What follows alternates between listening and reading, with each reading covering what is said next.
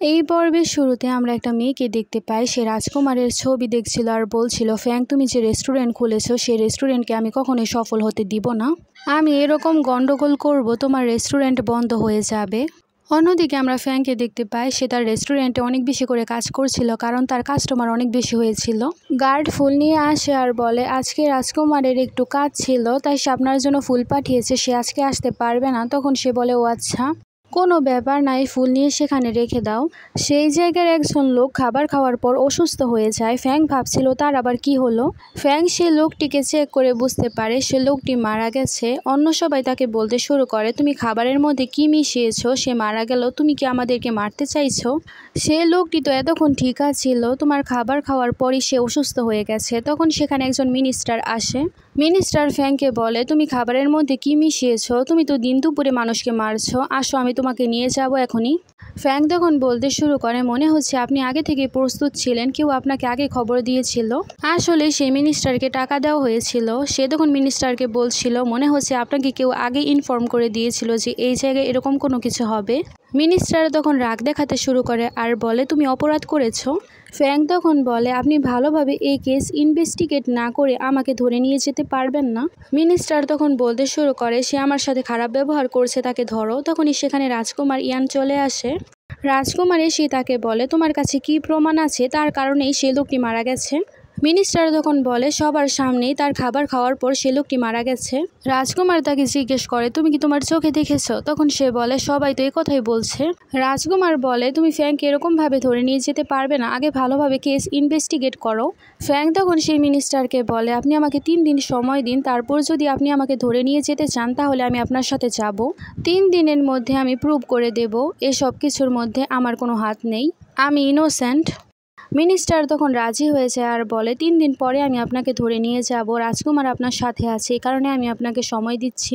3 দিন সময় দেওয়ার পর সে তারপর সেখান থেকে চলে যায়। সে লোকটি যাওয়ার পর ফ্যাংকে রাজকুমার জিজ্ঞেস করে, তারপর সে রাজকুমারকে বলে, এখন আমার কাছে সময় নেই, এখন আমাকে ইনভেস্টিগেট করতে হবে। রাজকুমার তাকে বলছিল, তোমাকে দেখে অনেক বেশি হয়রান মনে হচ্ছে, তোমাকে একটু রেস্ট করতে হবে।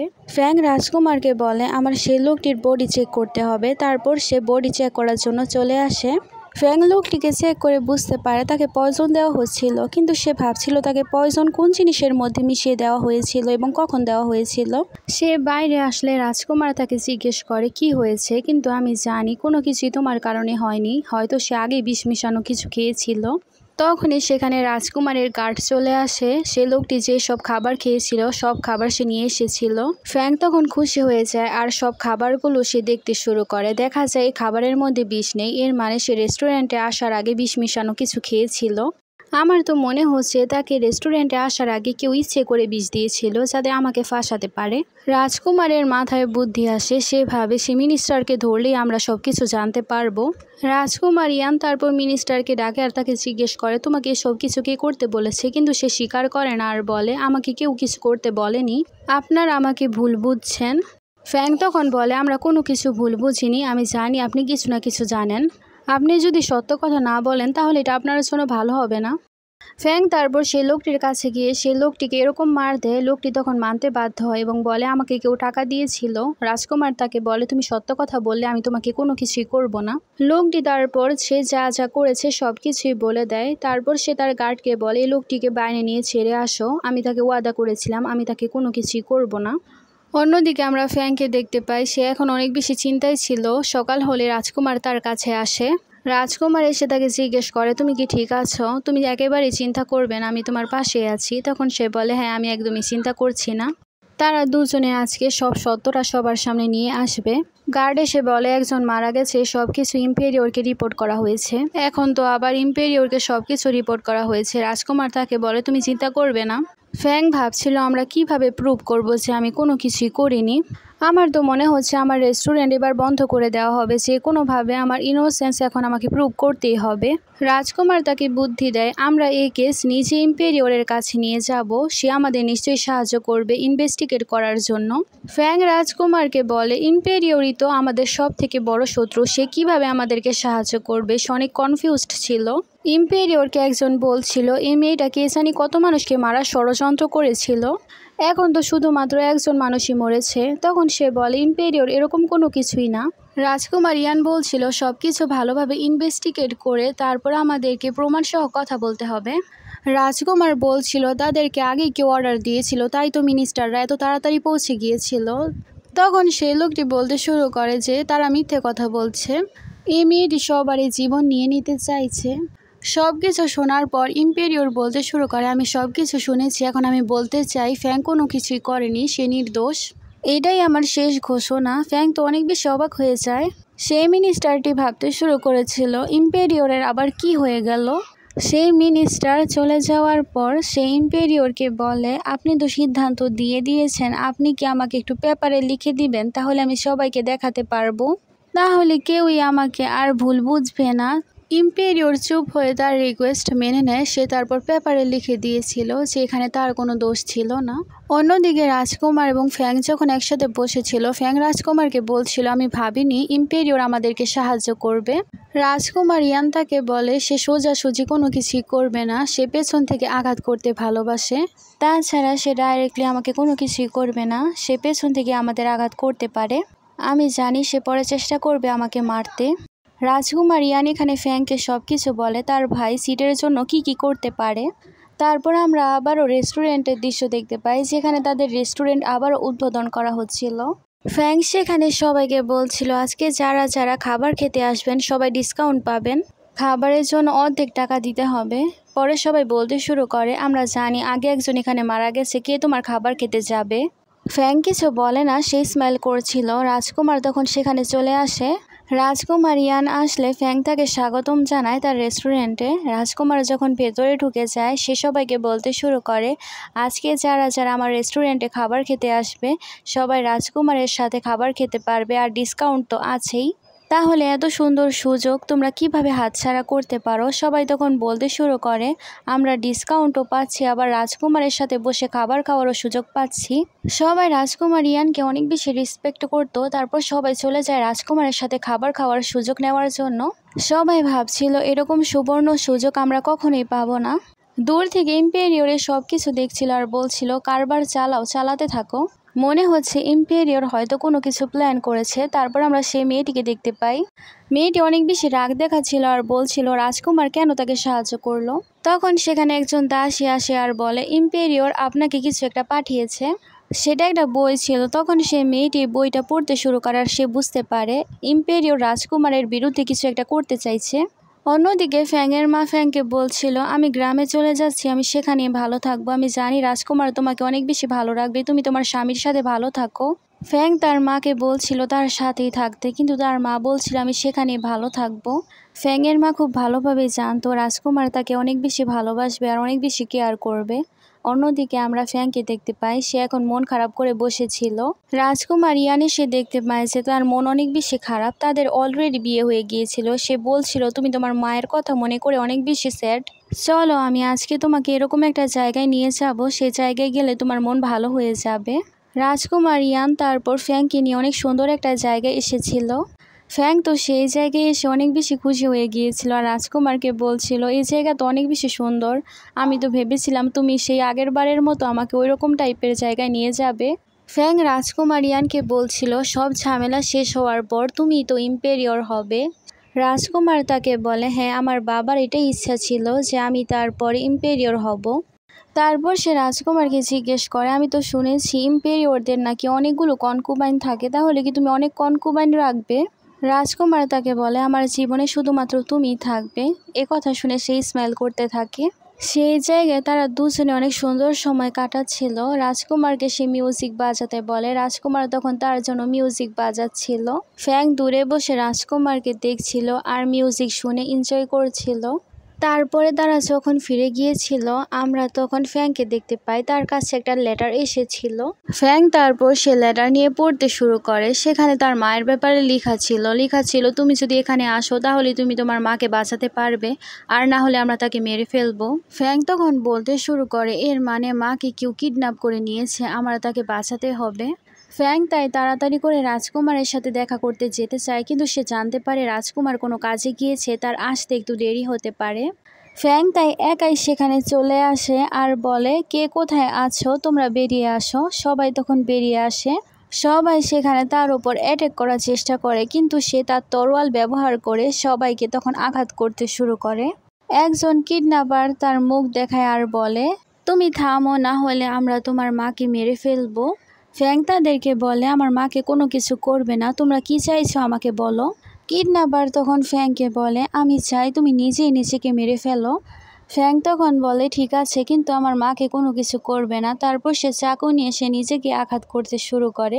ততক্ষণে সেখানে রাজকুমার চলে এসেছিল। রাজকুমারকে দেখে সে বলে, এটা নকল চাকু, তুমি এত চিন্তা করছো কেন? রাজকুমার তাকে বলছিল, তুমি জানো আমি কত বেশি ভয় পেয়ে গিয়েছিলাম। এখানে আমরা জানতে পারি রাজকুমার এসব আগে থেকেই জানতো, তাই সে তার গার্ডকে তার মায়ের মতো সাজিয়েছিল। রাজকুমার তখন সে কিডন্যাপারদেরকে ধরে আর বলে, তোমাদেরকে কে পাঠিয়েছে? তারা কিছু বলতে চাইছিল না, তাই তাকে আঘাত করে রাজকুমার সেখানেই মেরে ফেলে। তারপর তারা যখন জঙ্গল দিয়ে এখান থেকে বেরোনোর চেষ্টা করেছিল, তখন তাদের ওপর আরও কিছু মানুষ অ্যাটাক করতে শুরু করে। তারা এখানে এক প্রকার ধোঁয়া ছেড়েছিল, তাই সেখানে ফ্যাংয়ের অবস্থা খারাপ হতে শুরু করে। সেই ধোঁয়ার মধ্যে এক ধরনের পয়জন ছিল। রাজকুমার তারপর এই সব কিছুর মধ্য দিয়ে তাদেরকে মেরে ফেলে। সবার সাথে ফাইট করতে গিয়ে গার্ডের অবস্থা অনেক বেশি খারাপ হয়ে গিয়েছিল। রাজকুমার তার গার্ডকে বলছিল, তুমি একেবারে চিন্তা করো না, তোমার কোনো কিছুই হবে না। রাজকুমার তারপর ফ্যাংকে বলতে শুরু করে, আমার কিছু জরুরি কাজ আছে। তখন সে বলে, তোমার কি যেতেই হবে? রাজকুমার তখন ফ্যাংকে বলতে শুরু করে, এখনই সময়, আমার সব সত্যটা খুঁজে বের করতে হবে। তারপর ফ্যাং তাকে বলতে শুরু করে, কেননা আমরা প্যালেসে চলে যাই, লুকিয়ে সেখান থেকে আমরা খোঁজ খবর নিতে পারি। রাজকুমার তাকে বলে, এটা অনেক বেশি বিপজ্জনক হতে পারে।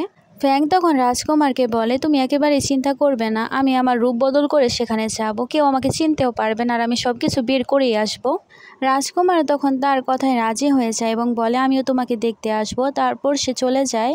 প্যালেসে যাওয়ার আগে সে ভাবছিল, কেউ যাতে আমাকে সন্দেহ না করে, আমাকে এরকমভাবে যেতে হবে। তারপর সে তার পোশাক বদল করে ফেলে। ফ্যাং যখন যাচ্ছিল তাকে কিছু ওয়ার্কার জিজ্ঞেস করে, তুমি কোথা থেকে এসেছো? ফ্যাং তখন তাদেরকে বলে, আমি এখানে নিউ ওয়ার্কার, আমি এখনই কাজের জন্য এখানে এসেছি। ফ্যাং বাহানা করে সামনে যেতে থাকে। সামনে একজন আঙ্কেল ছিল, সে ইচ্ছে করে তাকে 2-3 বার নিচে ফেলে দেয়। ফ্যাং তখন সে লোকটিকে বলতে শুরু করে, আমাকেও ইম্পেরিয়রের কাছে যেতে হবে কাজের জন্য, কেননা আমি আপনাকে নিয়ে যাই, আপনি তো ব্যথা পেয়েছেন। লোকটিও তখন তার কথায় রাজি হয়ে যায়। ফ্যাং তারপর সেই লোকটিকে নিয়ে ইম্পেরিয়রের কাছে যেতে শুরু করে। ইম্পেরিয়র ফ্যাংকে খুঁজতে আসলে সে দেখতে পায় সে তো অলরেডি বেরিয়ে গেছে। অন্যদিকে লোকটি ফ্যাংকে বলছিল, তুমি কিন্তু ইম্পেরিয়রের সামনে কোনো কথা বলবে না। ইম্পেরিয়র রেগে বসেছিল। তখনই ওয়ার্কার এসে তাকে বলে, রাজকুমার ইয়ান এখনও জীবিত রয়েছে, তার এখনও কোনো কিছুই হয়নি। ইম্পেরিয়র তখন বলতে শুরু করে, আমি এত বুদ্ধি খাটিয়েছি, এতবার তাকে মারার চেষ্টা করেছি, কিন্তু তার কিছুই হচ্ছে না। তখন ওয়ার্কার বলে, আমরা আমাদের সর্বোচ্চ চেষ্টা করেছি। তখন ইম্পেরিয়র বলে, কালকে আমি যখন তোমাদেরকে বলবো সবাই তখন একত্র হয়ে যাবে। মানে এখন সে আবার নতুন প্ল্যান করছিল। সব কিছু তো অন্যদিকে ফ্যাং শুনেই ফেলেছিল। ফ্যাং তারপর হাঁটতে হাঁটতে একটা রুমে চলে গিয়েছিল। এটা একটা গোপন রুম ছিল। এটার মধ্যে যত টাকা পয়সা ছিল সেগুলো নিয়ে নিয়েছিল আর ভাবছিল মনে হচ্ছে এখানে আরও কোনো কিছু গোপন রয়েছে। ফ্যাং তখন সে রুমের এদিক ওদিক ঘুরতে শুরু করে। সেখানে সে একটা সিক্রেট ডোর পায়। সেটা ধরার পরই সেটা আস্তে আস্তে খুলতে শুরু করে। তারপর সে ভেতরে প্রবেশ করে। ফ্যাং ভেতরে গিয়ে একেবারে অবাক হয়ে যায়, কারণ সে একটা খাঁচার মধ্যে একজন লোককে বন্দি অবস্থায় দেখতে পেয়েছে। সেই লোকটি ফ্যাংকে বলতে শুরু করে, আমি তোমার জন্যই অপেক্ষা করছিলাম। লোকটি কিছুক্ষণের মধ্যে সেখানে অজ্ঞান হয়ে যায়। সে তখন চেক করতে শুরু করে সে আবার মারা গেল না তো। ফ্যাং তখন মনে করতে শুরু করে ওয়ার্কার আর ইম্পেরিয়রদের কথাবার্তা। সে ভাবছিল তাকে যেহেতু এখানে বন্দি করে রাখা হয়েছিল সে হয়তো অনেক গুরুত্বপূর্ণ কেউ। ফ্যাং জানতো না যে এটা আগের ইম্পেরিয়র, কিন্তু তার কাছে পাওয়ার থাকার কারণে সে তখন সেই লোকটিকে তার পাওয়ারের মধ্যে বন্দি করে নিয়ে যায়। ফ্যাং তারপর প্যালেস থেকে বের হতে চাচ্ছিল, কিন্তু গার্ড তাকে থামিয়ে দিয়েছিল। তখনই সেখানে রাজকুমার ইয়ান চলে আসে আর বলে, এই ওয়ার্কার তুমি আমার এখানে আসো। রাজকুমারের কাছে যেতে বলা সে তখন ক্যারিজের মধ্যে চলে যায়। গার্ডও কোনো কিছু বলে না। তারা দুজনেই ভেতরে ক্যারিজে ছিল। রাজকুমার তখন ইম্পেরিয়রের সাথে দেখা করার জন্য ভেতরে চলে যায় তাকে ক্যারিজে রেখে। রাজকুমার ইয়ান যখন ইম্পেরিয়রের সাথে কথা বলতে এসেছিল তখনই সেখানে গার্ড চলে আসে আর বলে, অনেক কিছু চুরি হয়ে গেছে প্যালেস থেকে, তাছাড়া আপনার ডার্ক রুমেও চুরি হয়েছে। এই সব কিছু শুনে তো ইম্পেরিয়রের অবস্থা খারাপ হতে শুরু করে। এসব কিছু শুনে রাজকুমার ভাবতে শুরু করে সব কিছু কি আবার ফ্যাং করেছে নাকি। রাজকুমার ইয়ান তারপর ক্যারিসে চলে আসে। সে দেখতে পায় সে ঘুমিয়ে রয়েছে, তাই সে তাকে আর ডাকে না। পরের দিন সকালে যখন ফ্যাংয়ের ঘুম ভাঙে সে দেখতে পায় রাজকুমার তার জন্য খাবার নিয়ে এসেছে। রাজকুমার এসে তাকে বলছিল, নাও এবার খাবার খাও। তাছাড়া রাজকুমার ফ্যাংকে বলছিল, আমি ভাবতে পারিনি তুমি প্যালেসে গিয়ে এত কিছু চুরি করে আনতে পারবে, তোমার এত সাহস। ডার্ক রুমে চুরির কথা শুনে ইম্পেরিয়রের অবস্থা অন্যরকম মনে হয়েছে। তুমি কি অন্য কিছু চুরি করেছ? তখন সে বলে, তুমি তোমার চোখ বন্ধ করো। ফ্যাং সেখানে তার হাতের চিহ্ন থেকে সে লোকটিকে বের করে। তাকে দেখে তো রাজকুমার ইয়ান একেবারে শকড হয়ে যায়, কারণ সে আর কেউ নয়, আগের ইম্পেরিয়র মানে তার বাবা ছিল। রাজকুমার তার বাবাকে দেখে বলতে শুরু করে, এর মানে আমার বাবা জীবিত ছিল, সে সিংহাসনের লোভে তাকে আটকে রেখেছিল। ফ্যাং তখন বলতে শুরু করে, এটা তোমার বাবা, কারণ সেও জানতো না যে এটা হচ্ছে আগের ইম্পেরিয়র। বৃদ্ধ লোকটির জ্ঞান ফিরলে ইয়ান তাকে জিজ্ঞেস করে, বাবা আপনি কি ঠিক আছেন? ইয়ান তার বাবাকে বলে, ভাই তোমাকে বন্দি করে রেখেছিল তাই না? তখন সে বলে, হ্যাঁ 10 বছর ধরে তোমার ভাই আমাকে বন্দি করে রেখেছে। সে চায়নি যে আমি তোমাকে ইম্পেরিয়র বানাই, কারণ আমি সবসময় তোমাকে ইম্পেরিয়র বানাতে চেয়েছিলাম, তাই সে আমাকে বন্দি করে রেখেছিল। বৃদ্ধ লোকটি যা যা হয়েছে সব কিছু বলে দেয়, এতে তারা সব কিছুই বুঝতে পারে। অন্যদিকে আমরা ইম্পেরিয়রকে দেখি সে এখন অনেক বেশি রেগেছিল, কারণ তারা এখনও চোরের ব্যাপারে কোনো কিছুই জানতে পারেনি। তারপর আমরা দেখতে পাই প্যালেসে যারা যারা যাচ্ছিল সবারই তল্লাশি নেওয়া হচ্ছিল। রাজকুমার ইয়ান এবং ফ্যাংয়েরও তল্লাশি নেওয়া হয়। তারপর তারা ভেতরে চলে যায়। সেখানে একজন ওয়ার্কার তখন তাকে বলছিল, আপনি এখানে বসে পড়ুন, ইম্পেরিয়র আজকে অনেক বেশি রেগে রয়েছে। রাজকুমার ইয়ান তখন ইম্পেরিয়রকে দেখতে শুরু করে, আজকে সে সব কিছু শেষ করে ছাড়বে। তখন ইম্পেরিয়র ভাবছিল সে আবার বাবাকে সে ডার্ক রুম থেকে বের করে নিত। সেখানে প্যালেসের অনুষ্ঠান শুরু হয়ে যায়। তখন ওয়ার্কার বলে, আমরা শুনেছি ফ্যাং নাকি অনেক ভালো তীরন্দাজি করতে পারে। তারপর কিছুক্ষণ পরই ফ্যাংকে ডাকা হয় তীরন্দাজি করার জন্য। সে তখন যায় এবং সে ওয়ার্কারের মাথার মধ্যে কিছু একটা রাখে এবং বলে, এখন আমি তোমার উপরে শ্যুট করব। সেই ওয়ার্কার যখন দেখতে পায় যে ফ্যাং তার মাথার উপর বল রেখে শ্যুট করবে, তখন তো সে ভয় পেতে শুরু করে আর ভাবে সে ভুলে আবার আমাকে না শ্যুট করে দেয়। কিন্তু ফ্যাং সেখানে অনেক ভালো শ্যুট করে। সবাই সেখানে তার প্রশংসা করতে শুরু করে, কিন্তু সে ওয়ার্কার ভয়ে নিচে বসে পড়ে। কুইন সেখানে বলতে শুরু করে, সে এত বেশি ট্যালেন্টেড, কেননা তাকে ইম্পেরিয়রের কনকুবাইন বানিয়ে দেওয়া হোক। তখন ইম্পেরিয়রও এটাই সাজেস্ট করে। ফ্যাং তো এসব শুনে অনেক বেশি রেগে যায়। আমি তো এতদিন ভেবেছিলাম তাদের বিয়ে হয়ে গেছে, কিন্তু এখন জানতে পারলাম না তাদের বিয়ে হয়নি। রাজকুমার ইয়ান তখন বলতে শুরু করে, সে আমার ওয়াইফ হতে চলেছে, সে কিভাবে আপনার কনকুবাইন হতে পারে? একজন লোক এসে বলতে শুরু করে, তুমি তো জানোই তার পরিবার কারাপশন করেছিল, সে তো কনকুবাইন হওয়ারই যোগ্য। তখন রাজকুমার তাকে লাথি মেরে দেয়। এসব দেখে আবার ইম্পেরিয়র রেগে যায়। ইম্পেরিয়র তখন রেগে বলতে শুরু করে, এখন তুমি আমার হুকুম অমান্য করতে চাইছো? ইম্পেরিয়র এখানে কিছু একটা আগেই ভেবে রেখেছিল। সে ভেবেছিল সে একটা কাপ ফেলবে, এটার মাধ্যমে সে সবাইকে সিগন্যাল দিবে, সবাই ভেতরে চলে আসবে। কিন্তু ইম্পেরিয়র যখনই কাপ ফেলায়, ফ্যাং তখন সে কাপ ধরে ফেলে। ফ্যাং তখন কাপ ধরে বলতে শুরু করে, কেননা সেটা আমি ভেঙে দেই। ভেঙে দেওয়ার পর সেখানে মানুষ আসে, কিন্তু কেউই ইম্পেরিয়রকে সাপোর্ট করে না। ইম্পেরিয়র দাঁড়িয়ে তখন বলতে শুরু করে, তাদেরকে ধরো, কিন্তু কেউই তার কোনো কথাই শুনতে চাইছিল না। কিছুক্ষণের মধ্যে সেখানে রাজকুমার ইয়ানের বাবা চলে আসে, মানে আগের ইম্পেরিয়র। সবাই তখন বলতে শুরু করে, আগের ইম্পেরিয়র জীবিত রয়েছে। আগের ইম্পেরিয়র এখন তার ছেলেকে বলতে শুরু করে, তুমি সিটের লোভে এত খারাপ কিছু করতে পারো, আমি ভাবতেও পারিনি। এখন এখানে সবাই জানতে পেরে গিয়েছিল যে এই সব কিছু ইম্পেরিয়র করেছে। এখন সব মিনিস্টাররা বলতে শুরু করে, আমরা চাই রাজকুমার ইয়ান এর রাজত্ব সামলাক। এখন তো সবাই রাজকুমার ইয়ানকেই রাজা হিসেবে দেখতে চাইছে। এখন এসব দেখে মিনা ভাবছিল এখন তো ফ্যাং রানী হয়ে যাবে, তাই সে তখন তাকে মারার চেষ্টা করে। রাজকুমার সামনে এসে সেই মেয়েটিকে সেখানে মেরে ফেলে। তারপর আমরা দেখতে পাই ফ্যাং এবং রাজকুমার ইয়ান দুজনে একসাথে বসে তারা দেখছিল। কিছুদিনের মধ্যে তাদের বিয়ে হয়ে যায় এবং তার রাজ অভিষেকও হয়ে যায়। রাজকুমার ইয়ানকে ইম্পেরিয়র হিসেবে ঘোষণা করা হয় আর ফ্যাং এখানে তার রানী হিসেবে ঘোষিত হয়। এখানে আমাদের এই সুন্দর ড্রামাটা শেষ হয়ে যায়। তোমাদের কাছে এই ড্রামাটা কেমন লেগেছে জানাবে। Thanks for watching. ওয়েট, এখন আমাকে বলো, তোমরা কি মডার্ন দুনিয়ার ড্রামা চাও নাকি আগের দুনিয়ার ড্রামা চাও?